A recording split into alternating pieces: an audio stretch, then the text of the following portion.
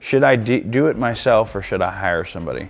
Well, the answer is, if you're a window installer that does this daily, you should do it yourself.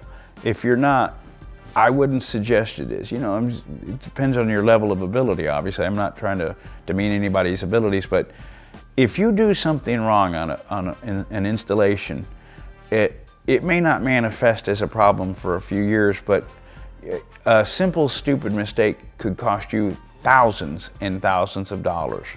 I've done this for 30-something years.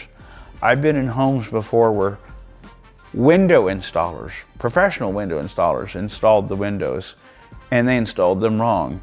And it cost the homeowners tens, not thousands, tens of thousands of dollars because the wall infiltration into their wall, they had a stucco house, the water had been getting in for several years, and all their framing of their house was rotted out. And I'm totally surprised that the house didn't fall down before we got out there. And we wound up tearing out all the windows that professional window installers had put in and put it in properly, and it had created all kinds of problems. So, I mean, yeah, if you do this, if you're capable and frame and do all that stuff and really know what you're doing, go ahead. But if you don't, I would really try to do my best to persuade you. Lastly, and I applaud all of my installers for this, we go into houses that have, you know, windows that are, you know, 40 feet in the air.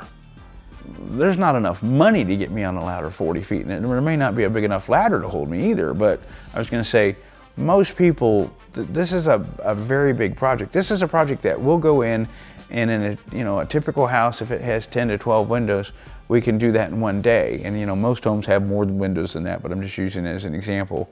If it's a 20 or 30 window project, it may take us 3 days or stuff like that.